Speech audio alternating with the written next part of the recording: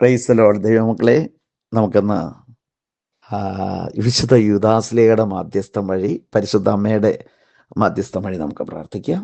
സ്നേഹമുള്ളവരെ, നമുക്കെല്ലാവർക്കും അറിയാം, നമ്മുടെ ജീവിതമൊക്കെ വളരെ ചെറുതാണെന്നും മരണം എന്നുള്ളത് യാഥാർത്ഥികമാണെന്നും നിത്യജീവൻ വളരെ വലുതാണെന്ന് നമുക്കറിയാം. പെസഹയുടെ അർത്ഥം കടന്നുപോക്കാണെങ്കിൽ ഈ ജീവിതമൊക്കെ അങ്ങ് പോകും. ഈ കാണുന്നതെല്ലാം പോകും. ഈ കാണുന്നതെല്ലാം പെസഹയാണ്. എല്ലാം മാറും. രണ്ട് കാര്യമുണ്ട്. അവൻ വെറും അത്, അല്ലെങ്കിൽ പറയും കുഴപ്പമില്ല എന്ന് തോന്നുന്നു. ഇനി ഒരു കാര്യം കൂടിയുണ്ട്, നല്ല മനുഷ്യനായിരുന്നു കേട്ടോ. മറ്റുള്ളവർ നമ്മൾ തോന്നും അങ്ങനെ ഇങ്ങനെയാണെന്ന്, പക്ഷെ അദ്ദേഹം അങ്ങനെയല്ല, ഇങ്ങനെയല്ല. ഇങ്ങനെയൊക്കെയുള്ള വാക്കുകൾ മനുഷ്യരുടെ വാക്ക് അവിടെ കേട്ടെ. സ്നേഹമുള്ളവർ, ഈ ഒരു ആയുസേ ഉള്ളൂ നമുക്കെല്ലാവർക്കും. നമുക്ക് എത്ര മക്കൾക്ക് ദൈവത്തെ നേടാൻ പറ്റുന്നുണ്ട്,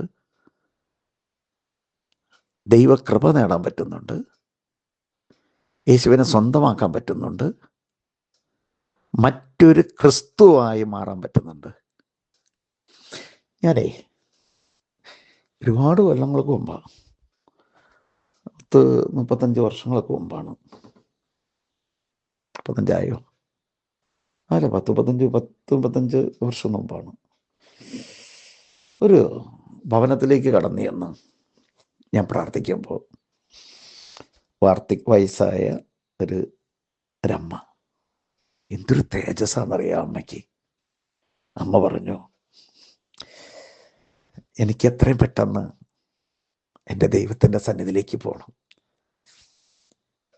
എനിക്ക് എത്രയും പെട്ടെന്ന് എൻ്റെ ദൈവത്തിൻ്റെ സന്നിധിയിലേക്ക് പോകണം. സഹോദരന്മാരെ, ഞാനും, എൻ്റെ പേര് മേരി എന്നാണ്, ഇപ്പോൾ എനിക്ക് വേണ്ടി പ്രാർത്ഥിക്കുവാൻ അമ്മ എൻ്റെ കൂടെയുണ്ട്. ഒരു ശുശ്രൂഷയായിരുന്ന മേരി ചേച്ചിയാണ്. പറവൂരോ അവിടെ കണ്ട സൈഡാന്ന് തോന്നുന്നു, ആ ഏരിയയിലാണ്ടെന്ന് തോന്നുന്നു. ആ ചേച്ചി പറഞ്ഞു, സഹോദരന്മാരെ, ഞാനും ഒരുപാട് വർഷത്തിന് നമുക്കൊന്നും പറഞ്ഞില്ല, ഒരുപാട് വർഷം ഈശോയ്ക്ക് വേണ്ടി ജോലി എനിക്ക് സാധിച്ചിട്ടുണ്ട്. അനേകം മക്കളെ ദൈവത്തിലേക്ക് അടുപ്പിക്കാൻ സാധിച്ചിട്ടുണ്ട്. എനിക്കതാണ് ഏറ്റവും വലിയൊരു സന്തോഷം. എനിക്ക് ഇനി കിടക്കണമെന്നൊന്നുമില്ല.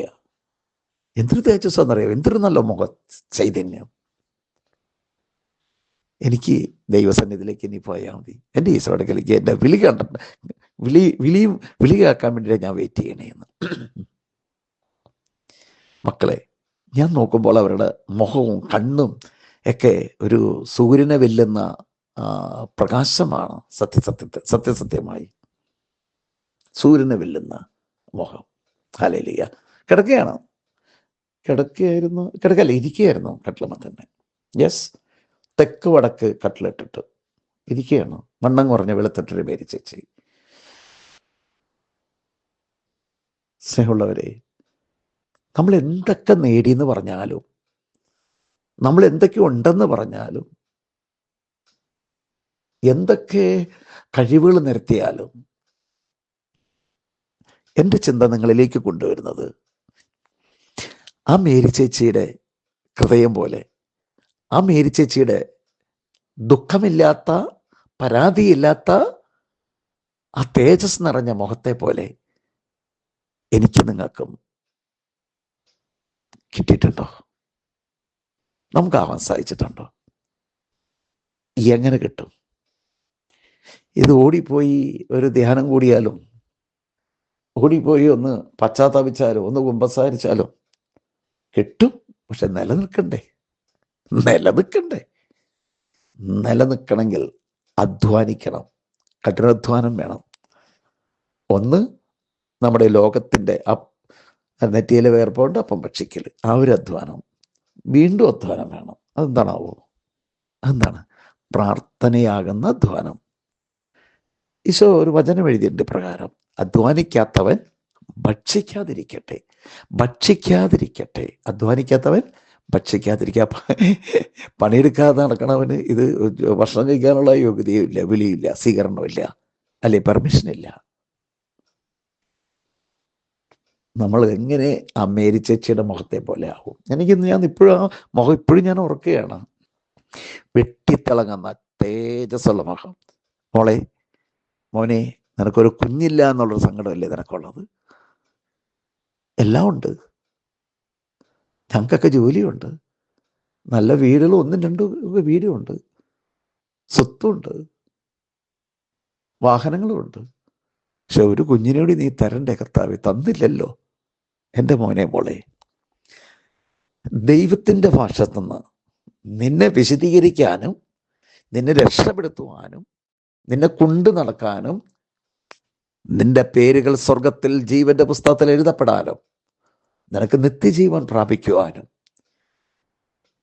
ഒരു കാര്യം, ഒരു കുറവ്, അല്ലെങ്കിൽ കുറവ് മീൻസ് ഞാൻ ഉദ്ദേശിച്ചതാണ്, ഒരു കാര്യം നിനക്ക് കിട്ടരുത്, ഒരു കാര്യം നിനക്ക് നടക്കരുത്. എങ്കിലേ നീ വീണ്ടും വീണ്ടും കർത്താവിൻ്റെ സന്നിധിയിൽ കരയുള്ളൂ. അതിനെ സഭ സഹനം എന്ന് പറയും, പീഡ അനുഭവം എന്ന് പറയും. എൻ്റെ അമ്മ എപ്പോഴും പ്രാർത്ഥിക്കുന്നത് ഞാൻ കേൾക്കാറുണ്ട്. സഹനമില്ലാതെ സൗഭാഗ്യമില്ലാതെ അരുളി ചെയ്ത നല്ല ദൈവമേ, ഞാൻ അങ്ങേ ആരാധിക്കുന്നു, സ്തുതിക്കുന്നു, നന്ദി പറയുകയും ചെയ്യുന്നു. മക്കളെ, ഇത് നമുക്ക് ഇങ്ങനെ നന്ദി പറയാൻ സാധിക്കുന്നുണ്ടോ? സഹനത്തിൻ്റെ മുള്ളിൻ്റെ മുകളിൽ കയറി നിന്നുകൊണ്ട്,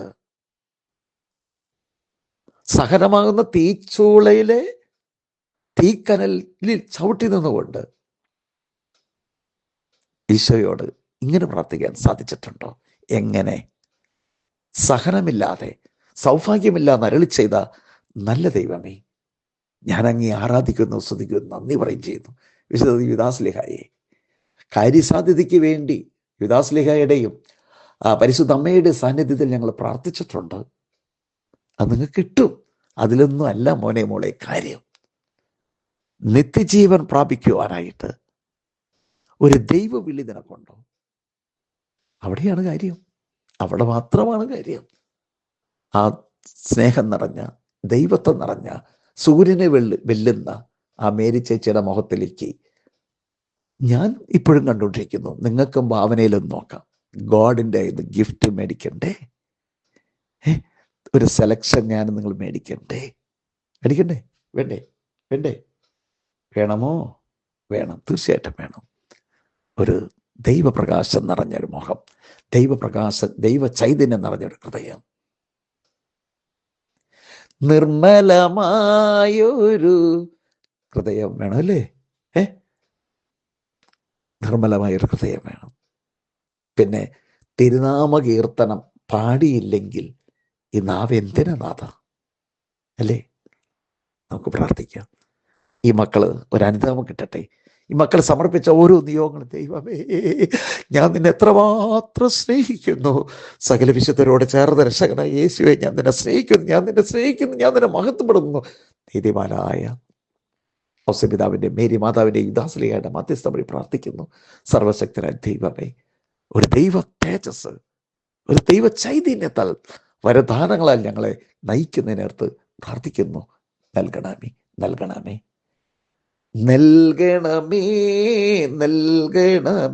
എല്ലാവർക്കും നൽകണമേ. മാതാവെ പ്രാർത്ഥിക്കണമേ. നിത്യം പിതാവിനും പുത്രനും പരിശുദ്ധാത്മാവിനും സ്തുതി. ദൈവം നിങ്ങളെ സമൃദ്ധിയായി അനുഗ്രഹിക്കട്ടെ. ആമേൻ.